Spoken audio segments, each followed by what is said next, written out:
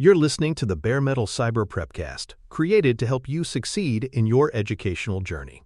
Learn more at baremetalcyber.com, where additional prepcasts, books, and training materials await. Let's get started.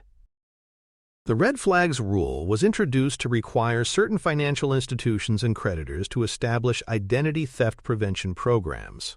It emerged under the Fair and Accurate Credit Transactions Act as a practical response to the growing problem of identity theft. The core idea is straightforward. Organizations that maintain accounts vulnerable to identity theft must develop, implement, and maintain written programs designed to detect, prevent, and mitigate red flags of suspicious activity. For learners, this regulation demonstrates how compliance frameworks move beyond disclosure into proactive defense. Identity theft undermines both consumer confidence and institutional trust, so regulators expect organizations to play an active role in prevention. The Red Flags Rule ties legal requirements to operational vigilance, making fraud detection a systematic, documented responsibility rather than an ad hoc reaction to incidents. A key term under the Red Flags Rule is covered account. These are accounts that involve multiple payments or transactions, or that pose a reasonably foreseeable risk of identity theft. Examples include credit card accounts, mortgage loans, checking and savings accounts, or utility accounts. Institutions must conduct a risk-based assessment to identify which accounts fall within the definition, considering both the nature of the account and the risk of misuse. For learners, this demonstrates the risk-tailored approach of the rule. Not every account carries the same level of exposure, and compliance requires thoughtful scoping. Institutions cannot simply adopt a generic program. They must map their account structures and determine where identity theft risks are meaningful.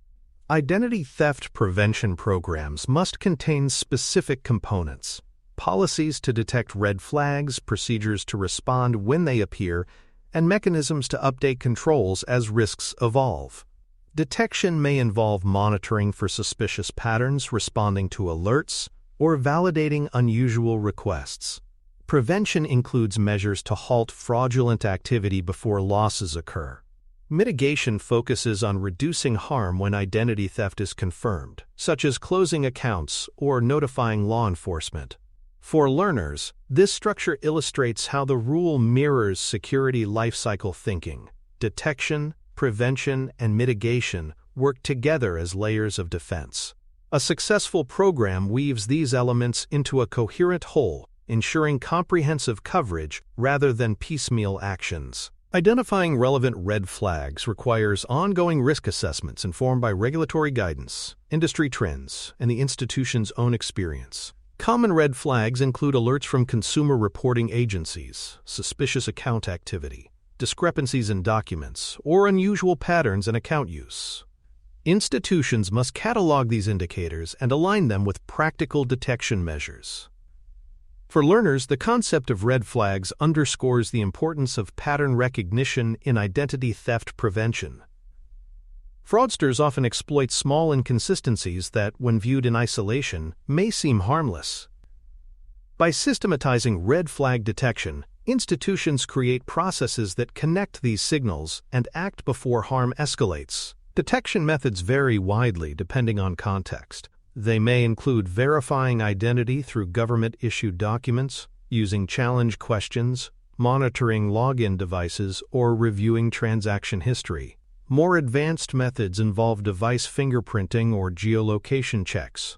For learners, these methods highlight the balance between user convenience and risk management. Overly rigid checks may frustrate legitimate customers, while lax procedures invite fraud. The Red Flags Rule expects institutions to calibrate detection methods to their risk environment, aligning with both security and customer experience goals. When red flags are detected, institutions must respond appropriately. Responses may include enhanced monitoring, placing holds on accounts, contacting the customer, or closing accounts altogether. In some cases, institutions may need to notify law enforcement or other affected parties. For learners, the key lesson is that detection without action is insufficient. A program must translate detection into timely, proportionate responses that mitigate harm. The flexibility of the rule allows organizations to scale their responses to the severity of the red flag, ensuring neither overreaction nor negligence. Periodic program updates are another requirement. Identity theft risks evolve as fraudsters develop new techniques, institutions roll out new products, or technologies change. Programs must be reviewed and revised regularly to remain effective. For learners, this provision emphasizes the dynamic nature of compliance. A program that was adequate 5 years ago may now be obsolete. Regular updates ensure that institutions stay aligned with current threats, making identity theft prevention a living process rather than a static obligation. Governance is also central to the red flags rule. Programs must be approved by a board of directors or senior management and overseen at a high level. This ensures accountability and elevates identity theft prevention as a strategic priority. For learners, board approval underscores how fraud prevention is not simply an operational detail but a governance issue. Leadership involvement provides resources, authority, and organizational visibility, embedding prevention into corporate culture rather than leaving it to technical staff alone. Staff training is critical for effective implementation. Frontline employees must recognize suspicious behaviors, back-office teams must respond appropriately to alerts, and fraud specialists require deeper skills to analyze complex cases. Training ensures consistency across roles and creates a unified understanding of how to apply the program in practice. For learners, this reflects the human dimension of compliance. Technology alone cannot catch every red flag. Well-trained employees act as essential sensors, noticing anomalies and applying judgment where automated systems fall short. Service provider oversight is another important feature. Institutions often rely on third parties for functions such as payment processing, account servicing, or fraud detection. The red flags rule requires that contracts address these responsibilities and that institutions monitor their vendors. For learners, this provision reflects the recurring compliance theme of shared accountability. Identity theft prevention is only as strong as the weakest link in the service chain. Oversight ensures that outsourcing does not undermine protections, maintaining consistent standards across organizational boundaries. Address change procedures are required to prevent account takeovers. When a customer requests an address change, institutions must validate the request, often through notifications to the existing address or by requiring additional verification.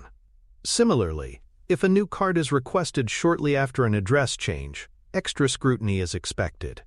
For learners, this highlights how fraud often exploits simple account changes to divert communications.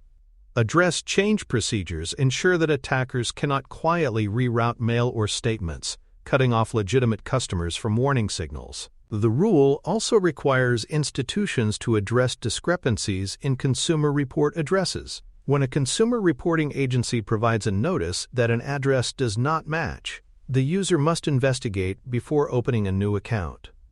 For learners, this requirement shows how the red flags rule integrates with FCRA protections.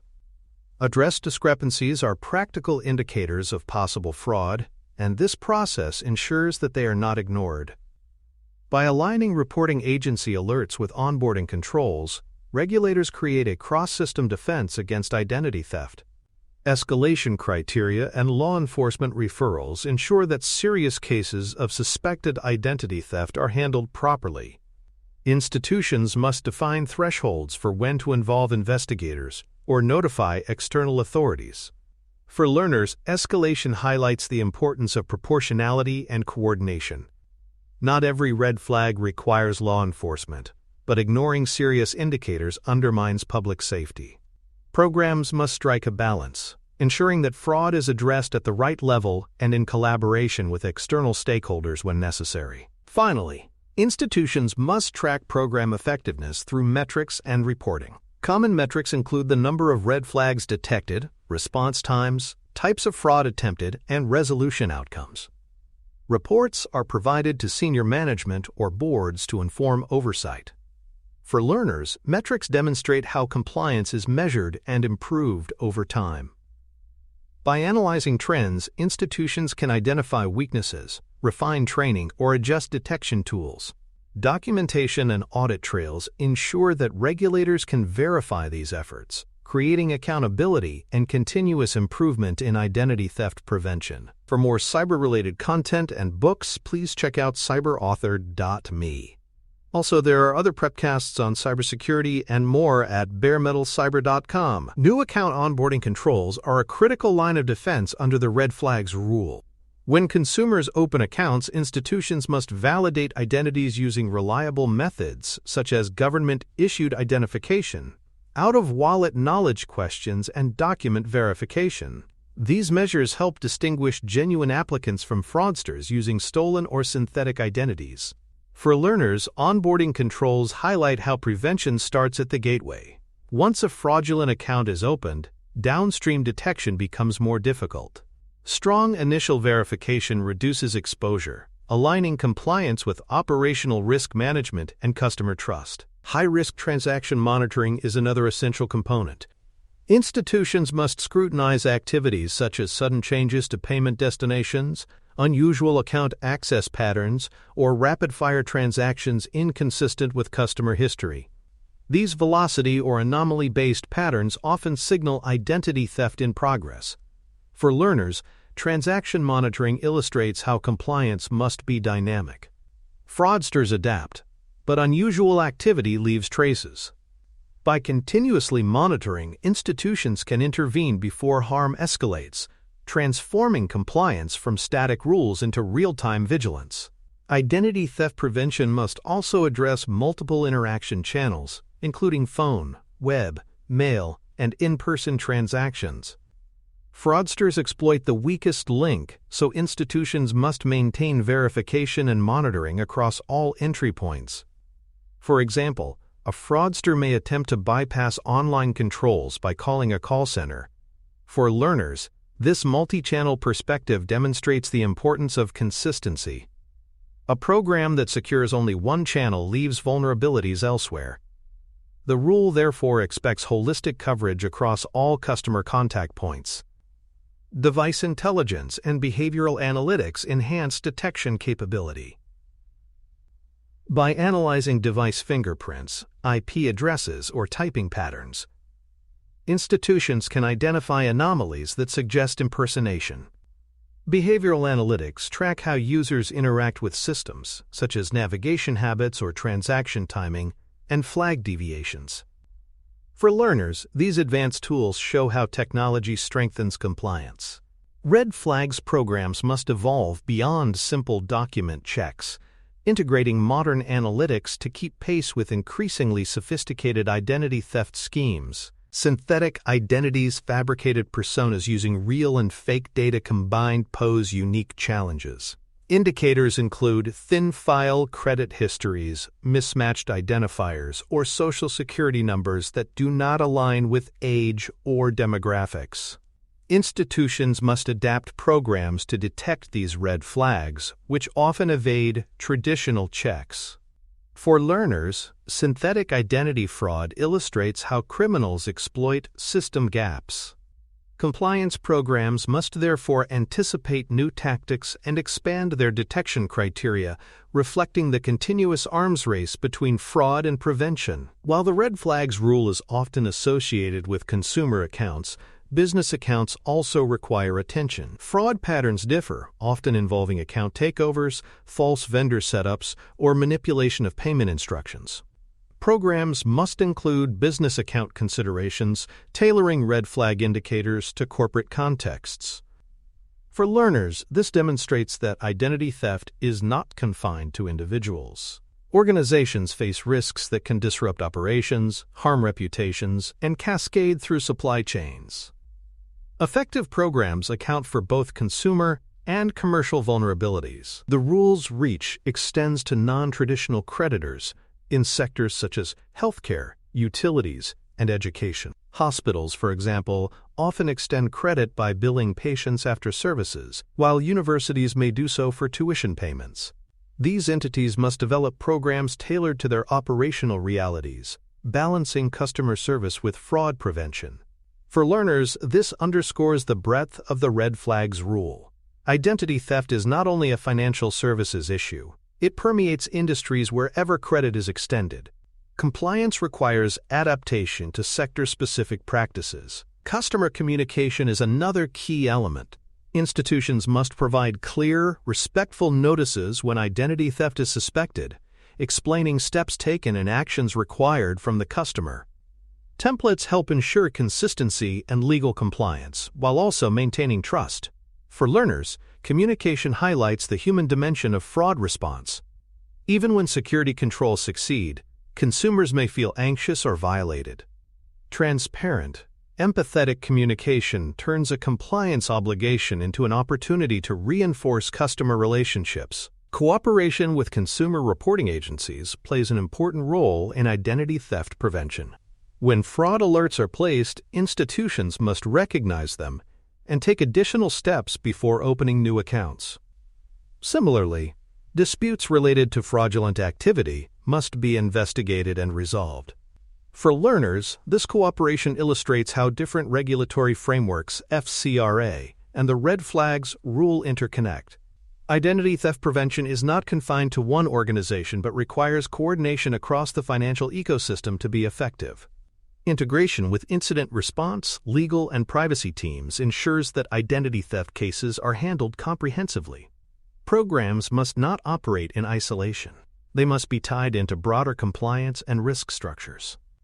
For example, a detected fraud case may require reporting under breach laws or coordination with law enforcement. For learners, integration demonstrates the maturity of modern compliance programs.